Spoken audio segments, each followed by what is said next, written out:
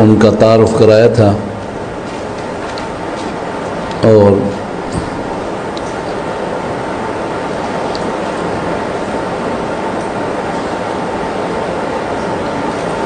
مقصد اس بات پر استدلال تھا کہ اگر میت کے ورثاء کسی ایک وارث کو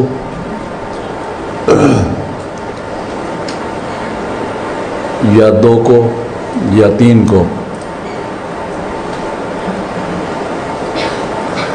وراثت سے کچھ حصہ دے کر باقی مال سے خارج کر دیں اور صلح ہو جائے تو یہ جائز ہے۔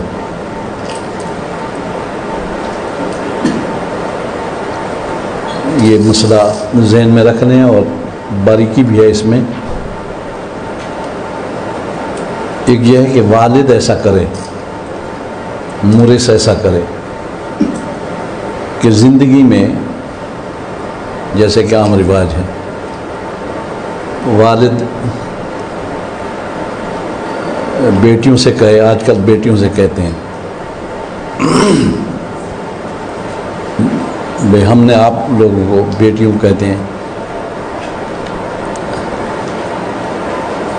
جہیز دے دیا، 10 لاکھ جہیز دے دیا مثال کے طور پر، لہذا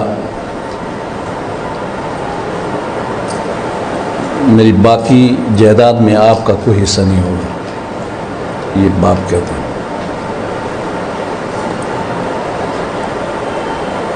کبھی یہ ہوتا ہے کہ بھائی کہتے ہیں بہنوں کو،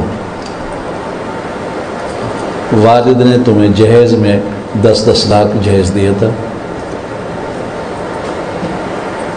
لہذا اب تمہارا وراثت میں حصہ نہیں ہے۔ 3 صورتیں آ گئیں۔ ایک صورت یہ ہے کہ بعد الموت مورث کہتے ہیں جو مرنے والا ہے، مورث کی موت کے بعد ورثاء باہم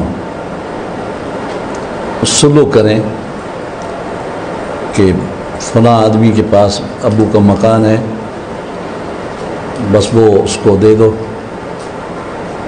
اور باقی جائیداد جو ہے ہم تقسیم کر لیں گے، اور وہ کہے ٹھیک ہے، تو یہ تو بالکل جائز ہے، اس میں کوئی شک نہیں۔ ایک یہ ہے کہ والد زندگی میں بیٹوں کو یا بیٹیوں میں سے کسی کو نقد یا کوئی دوسری چیز دے کر کہے کہ اب وراثت میں تیرا حصہ نہیں ہوگا، والد یہ کہے، اور وارث جس کو اس نے کچھ حصہ دیا، لڑکی ہے، بیٹی ہے یا بیٹا ہے یا کوئی اور وارث ہے، انہوں نے کہا ٹھیک ہے ابو، تو یہ ناجائز ہے۔ اور یہ جو اس نے فیصلہ کیا، اس کے باوجود اس لڑکی کو یا لڑکے کو وراثت ملے گی جس کو اس نے اپنی وراثت سے خارج کیا تھا۔ لکھنا ہے تو لکھ لو، اکثر ایسا ہوتا ہے، لکھیں تخارج کی کئی صورتیں ہیں، تصالح کی، تخارج کی، خروج کی، یعنی کس بعض وارثوں کو وراثت سے خارج کرنے کی کئی صورتیں ہیں۔ پہلی صورت یہ ہے کہ مورث کی موت کے بعد وارث باہم رضامندی سے، بشرط کہ ان میں کوئی نابالغ نہ ہو،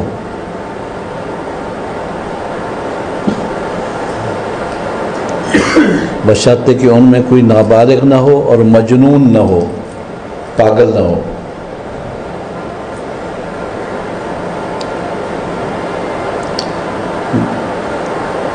اگر کسی وارث کو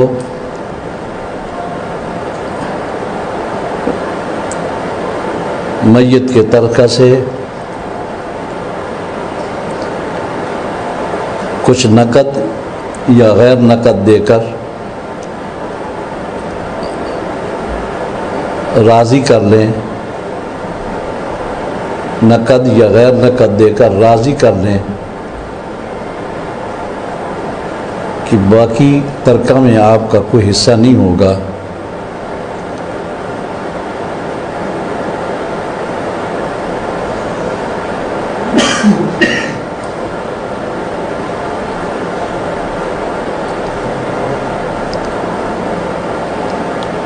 اور وہ اس کو قبول کر لے،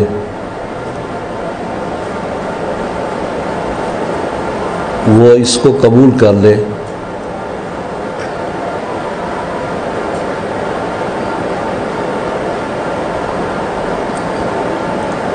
یہ جائز ہے۔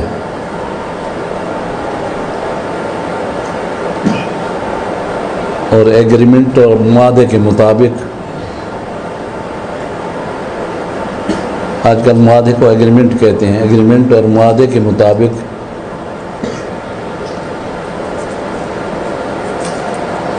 اس آدمی کو جس کو انہوں نے راضی کیا باقی جائیداد سے کچھ نہیں ملے گا۔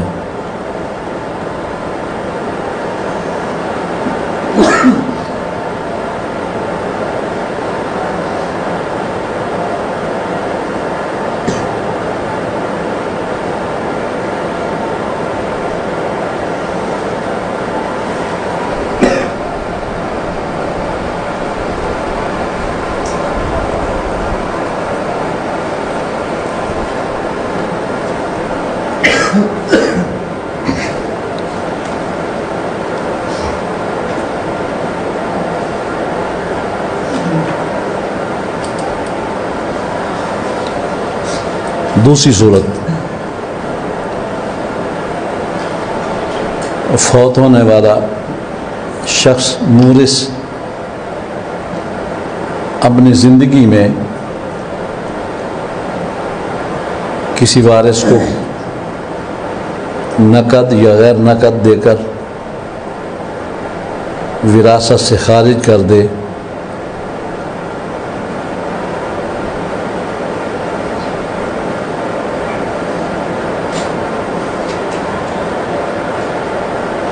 وراثت سے خارج کر دے،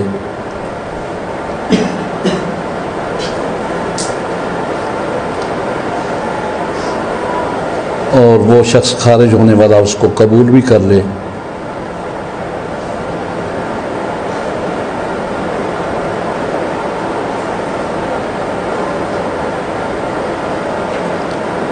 تو وہ وراثت سے خارج نہیں ہوگا، اپنے حصے سے خارج نہیں ہوگا۔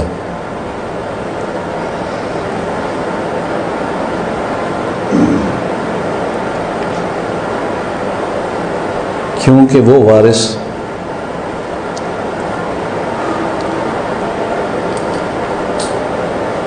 جس کو والد نے وراثت سے خارج کیا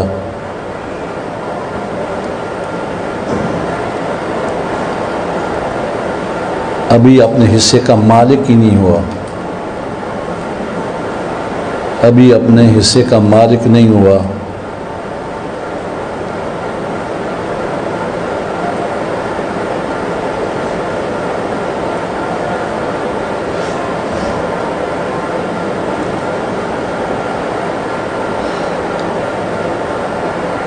ابھی اپنے حصے کا مالک نہیں ہوا، کیونکہ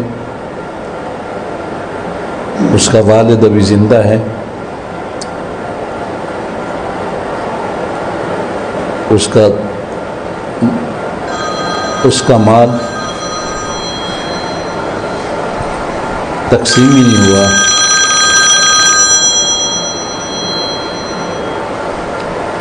السلام علیکم،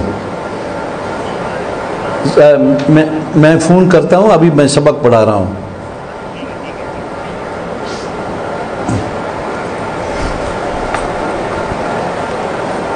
کیونکہ وہ اپنے حصے کا وارث نہیں ہوا، کیونکہ اس کا والد ابھی زندہ ہے،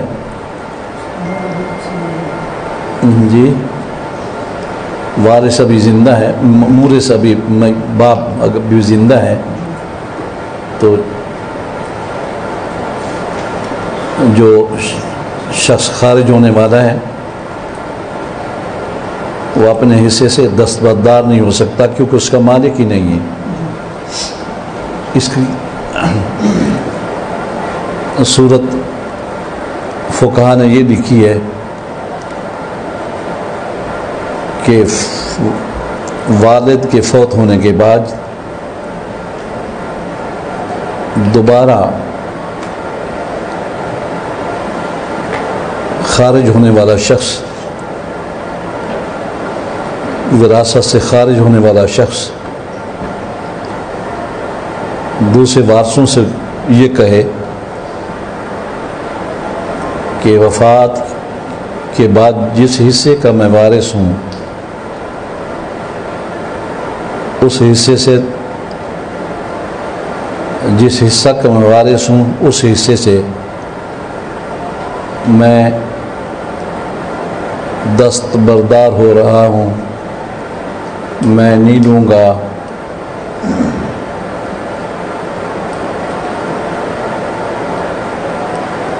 اب وہ جو والد نے معاہدہ کیا تھا وہ نافذ ہو جائے گا۔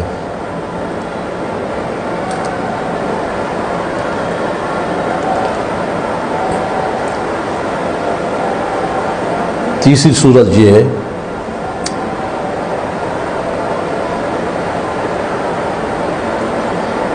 جو عموماً ہوتی ہے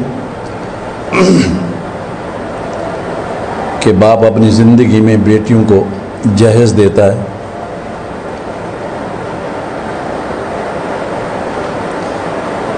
اور باپ کی وفات کے بعد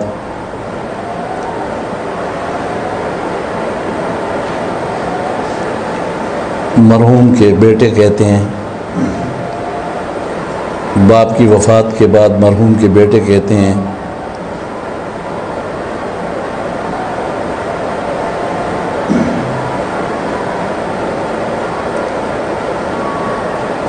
کہ باپ کی وراثت میں بہنوں کا کوئی حصہ نہیں ہے، کیونکہ والد نے اپنے بیٹیوں کو جہیز کی صورت میں زندگی میں اپنا حصہ دے دیا تھا۔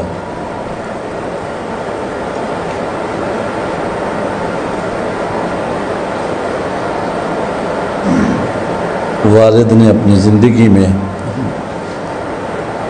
اپنی بیٹیوں کو یعنی ہماری بہنوں کو وراثت کا حصہ دے دیا تھا۔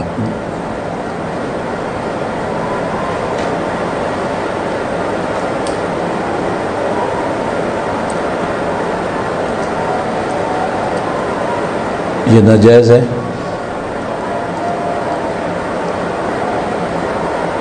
باپ کی طرف سے جو بیٹیوں کو دیا گیا تھا جہیز کی صورت میں یا شادی کے اخراجات کی صورت میں وہ باپ کی طرف سے گفٹ اور ہیبہ تھا۔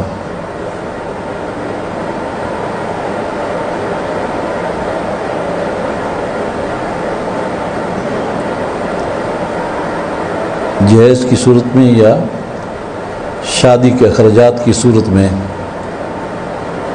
وہ باپ کی طرف سے گفٹ انگریزی کا لفظ ہے ہیبہ تھا، تحفہ تھا،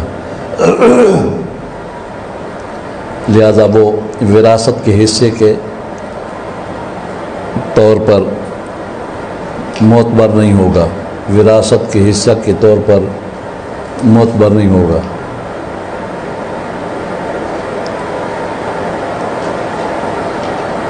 اگر مرحوم کی بیٹیاں بالفرض مرحوم کی بیٹیاں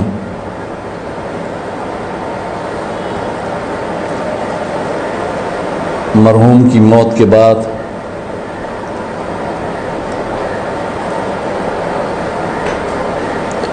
راضی ہو جاتی ہیں کہ جو کچھ ہمیں مل چکا ہے کافی ہے،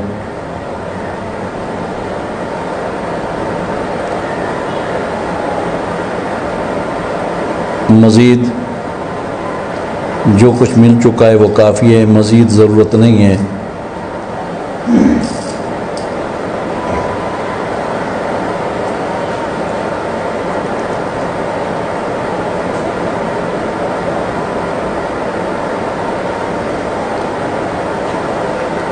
تو یہ جائز ہے، اپنے حصہ سے دستبردار ہو جائیں بھائیوں کے حق میں، یہ جائز ہے، لیکن ان کی رضامندی اور خوشنودی اور علم کے ہوتے ہوئے ایسا ہو تو یہ جائز ہے، دھوکہ نہ ہو۔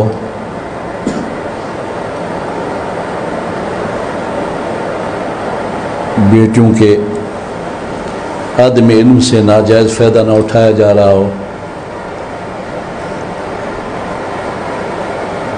تو یہ جائز ہے، اس میں کوئی حرج نہیں ہے۔ بہرحال یہ تخارج کی 3 صورتیں میں نے بتائی ہیں، اور آج کل بڑے گھروں میں جن کی جائیدادیں بڑی ہوتی ہیں، عموماً ہوا ہے، ہمارے جاننے والے لوگ کافی ہیں جن کے گھروں میں ایسا ہوا ہے کہ جب مرحوم فوت ہو گیا تو بھائیوں نے یہ کہا بہنوں کو کہ تم وراثت کے حصے سے، اپنے حصے سے دستبردار ہو جاؤ ہمارے حق میں۔ اس کی علت یہ ذکر کی کہ تمہاری تو شادی ہو چکی ہے زید کے ساتھ، عمر کے ساتھ، اور وہ ہماری برادری کا بھی نہیں ہے، ہمارے رشتہ داروں میں نہیں ہے، اگر تم اپنا حصہ لو گی تو 100 ایکڑ زمین ہمارے اس سے چلی جائے گی، لہذا تم لکھ کر دے دو کہ ہمیں اپنا حصہ نہیں چاہیے۔ تو اسٹامپ پیپر وکیل سے بنوا لیتے ہیں اور بہنوں سے دستخط کرا لیتے ہیں، اور بہنیں بھی نفسیاتی طور پر ایک تو لا علم ہوتی ہیں، ایک یہ ہے کہ مرحوم والد کے صدمے سے دوچار ہوتی ہیں، پریشان ہوتی ہیں۔ اس صدمے کی صورت میں بھائی ان ناجائز فائدہ اٹھاتے ہوئے ان کو پریس کرتے ہیں، اور وہ بھی کہتی ہیں جی ہمیں کیا ضرورت ہے، ہم تو اپنے گھر والی ہیں، ہمارے شوہر ہمیں تمام اخراجات دے رہے ہیں، ہمیں کیا ضرورت ہے زمین کی۔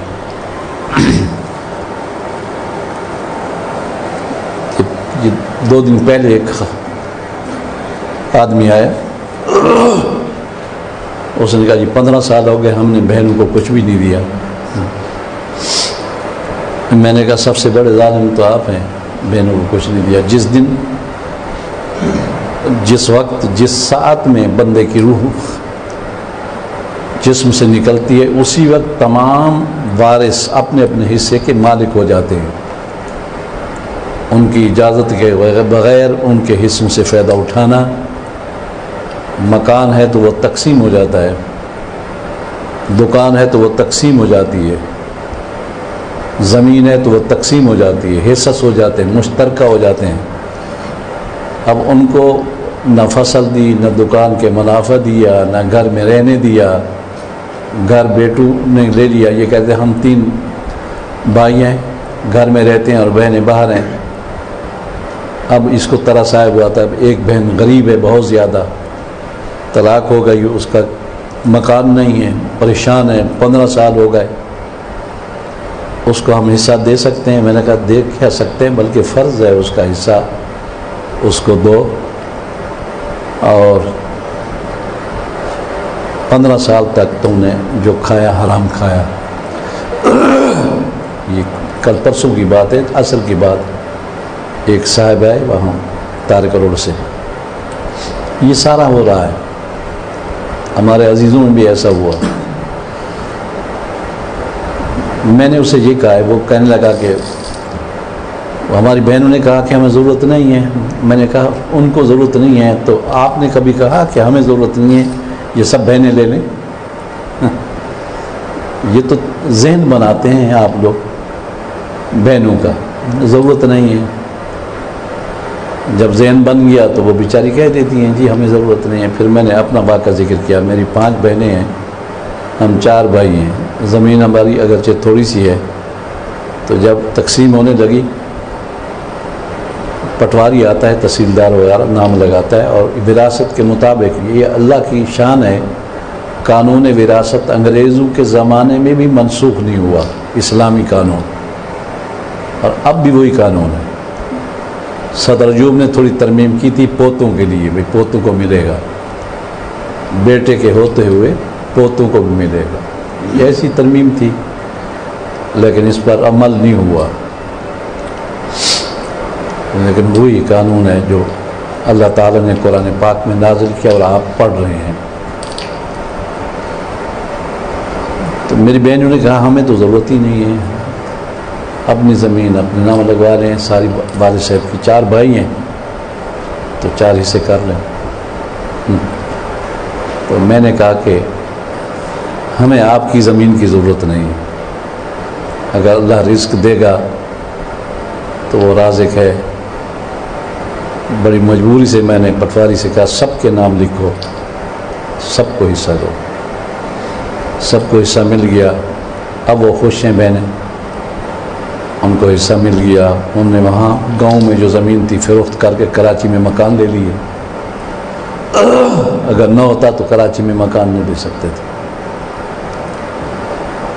اور رزق تو اللہ تعالیٰ دیتا ہے۔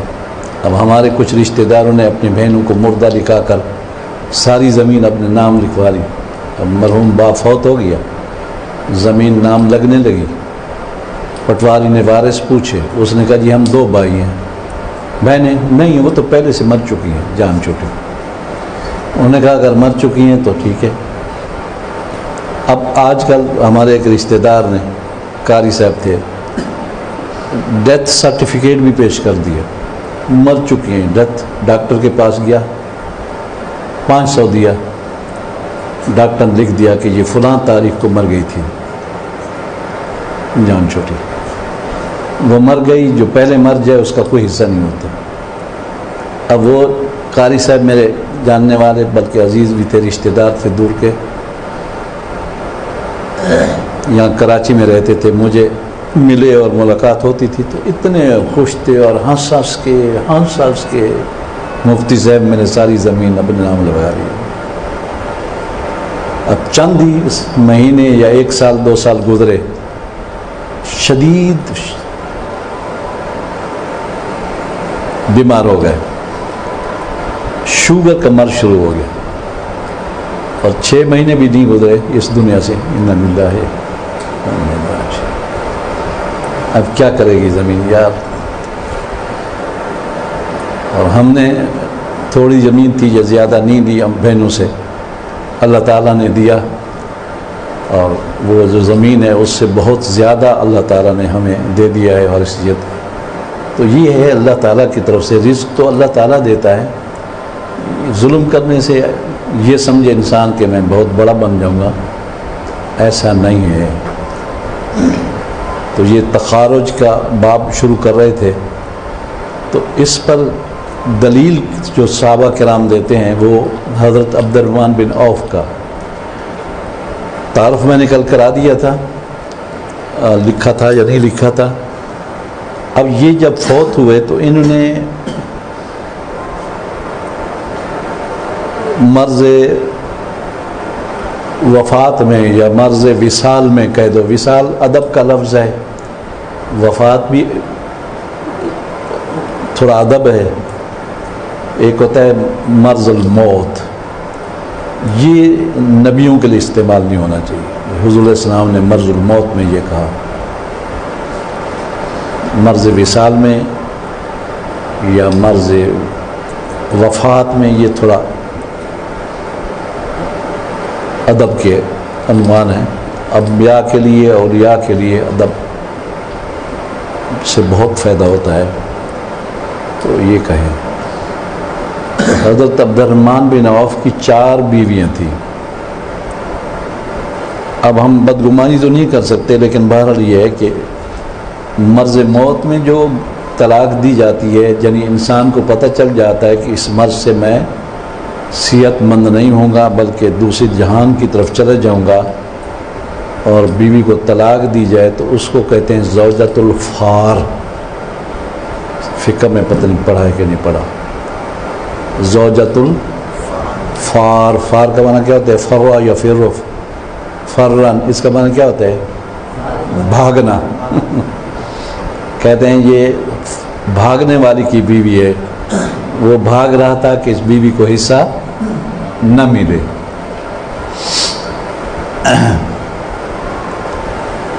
اس لیے اس کو کہتے ہیں زوجۃ الفار.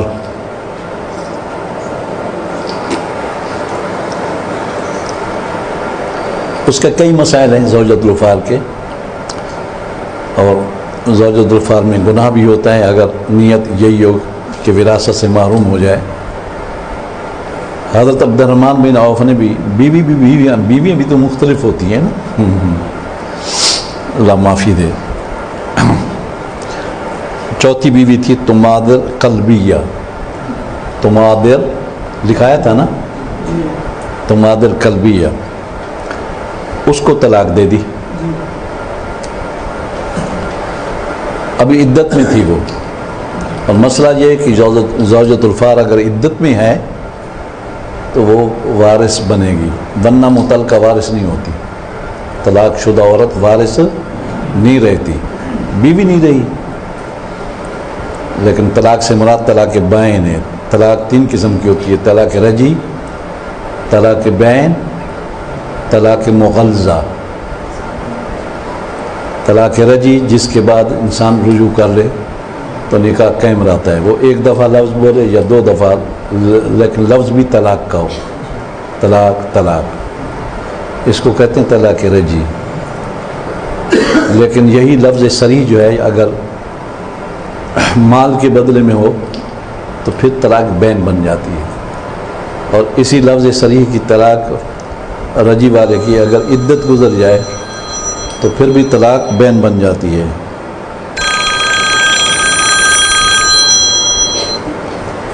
جی السلام علیکم. جی آپ نہیں آئیں؟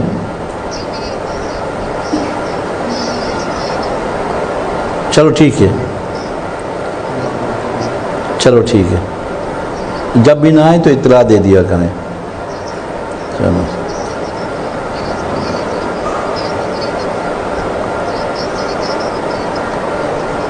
چلو ٹھیک ہے، ٹھیک ہے.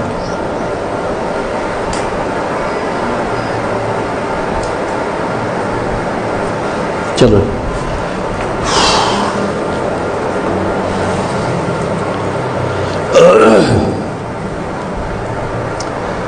طلاق رجعی بین بھی بن سکتی ہے. مال کے بدلے میں ہو، عدت گزر جائے، طلاق بین ہو جاتی ہے. ابھی ایک شخص نے پیچھے رہتا ہے، میاں بیوی کا جھگڑا تھا تو اس نے پہلے بیوی کو طلاق رجعی دی، پھر اس نے رجوع نہیں کیا، عدت گزر گئی. اب اس کے بعد جب عدت گزر گئی، جی السلام علیکم.